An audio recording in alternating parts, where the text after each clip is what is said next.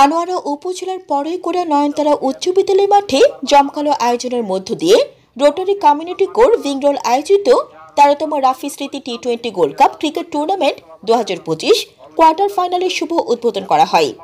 ১৩ ফেব্রুয়ারি সকাল ১০টায় টুর্নামেন্টের কোয়ার্টার ফাইনালের শুভ উদ্বোধন করেন নয়নতারা উচ্চ বিদ্যালয়ের প্রধান শিক্ষক দিলীপ কুমার নন্দী। এতে প্রধান অতিথি হিসেবে উপস্থিত ছিলেন বিশিষ্ট সমাজসেবক বীর মুক্তিযোদ্ধা মোহাম্মদ আবুল হাশেম চৌধুরী। অতিথিরা বলেন, এই টুর্নামেন্ট তরুণদের মানসিক ও শারীরিক বিকাশে গুরুত্বপূর্ণ ভূমিকা রাখবে। খেলাধুলা যুব সমাজকে শৃঙ্খল ও ঐক্যবদ্ধ করে, যা দাসত্বের শৃঙ্খল থেকে মুক্তির পথ দেখায়। নির্যাতিত নিপীড়িত মানুষের পাশে দাঁড়ানো যায় এবং সমাজ পরিবর্তনে ভূমিকা রাখা সম্ভব হয়।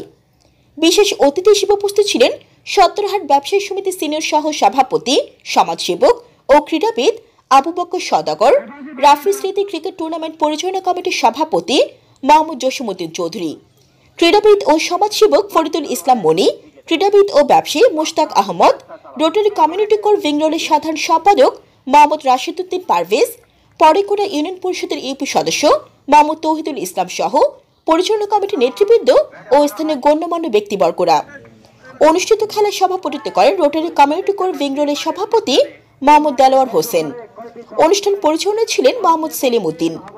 টুর্নামেন্ট পৃষ্ঠপোষকতায় ছিলেন রোটারি ক্লাব অফ ইসলামাবাদ, চট্টগ্রামের পক্ষ থেকে আন্তরিক অভিনন্দন এবং শুভেচ্ছা জানাচ্ছি। আমি খুবই আনন্দিত যে পড়ইকোড়া নয়নতারা উচ্চ বিদ্যালয়ের মাঠে এই ধরনের একটা গোল্ড কাপ ক্রিকেট আমি দেখতে পাচ্ছি।